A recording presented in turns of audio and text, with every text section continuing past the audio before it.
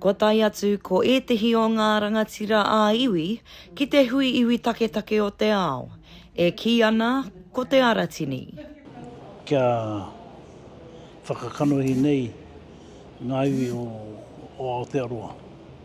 Ki moa noi te aroaro o te ao. Kia kite mai rātou ke konei katoa mātou. Ke konei e tāi ana mātou te mahitahi. Ko te rapu huarahi kia orai tātou i roto anō i ngā mākete o te ao. Kei hapani ko te heamana o te arataura o Waikato ki te whakatairanga i te mahitahi o tōna iwi me ngā iwi o te ao. Ko ngā iwi take nei, erite nei kia tātou. O rātou whakaaro mo te tai ao, erite ana. O rātou whakaaro mo te cheki i te whānau, ko tahi ana tātou i roto anō i tēnā ahotanga. Katoa atu ko ngā mātāpono me ngā whakaaro o tā ua tikanga, erite ana. Ko tahi te wāhanga kāre anō kia tino tuitui hia, ko te mahitahi a Pākehi nei. We've had a number of hui with big companies here that are quite big corporates, so in kind of the renewable energy space, but also logistical hubs, building and infrastructure more generally.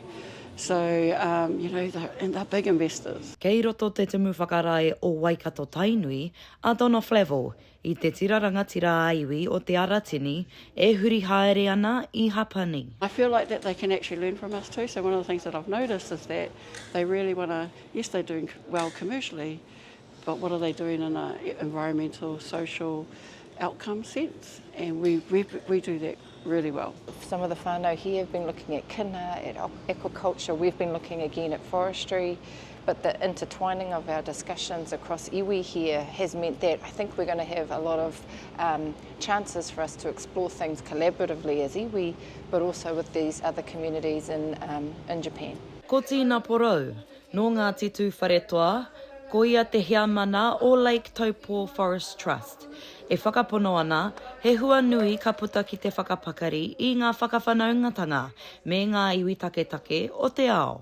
We often centre ourselves in a way that probably isn't always the best way to engage with the world. So I think the biggest benefits for us as Te Ao Māori being here is the opportunity to expose ourselves to different ideas, to actually see how those ideas could work at home. If I look at our Koini Te Ariki Nui, Koini Nāwai Honoi Te Pō, she's going to be hosting Indigenous people at this koroneihana, and her first koroneihana. And so you're going to have a range of Indigenous folks coming across the Pacifica. So that's just the first traction, so I don't see why we can't go global, because that already sets a really good precedent for us to be able to do more. Ko te mea nui, ke aune ko te hua nui, kia puta katoa tātou ki te ao. Ki mua tonu anō I ngā kaporeihana, hoko, whānui nei, puta atu ana I ngā tōpito whā o te ao. Kāre he hua o te noho I te kāinga, me whakawhānui hia wa tātou te tiro. Nā Tukoroirangi hoki, te pōwhiri ki ngā rangatira o ngā iwi take o Hapani, kia taia tinana mai rātou ki Waikato, a tērā marama mo te koroneihana o te Ariki Nui, ki raro I te kaupapa o te kotahitanga. Maioha Panapa, mā Aukaha.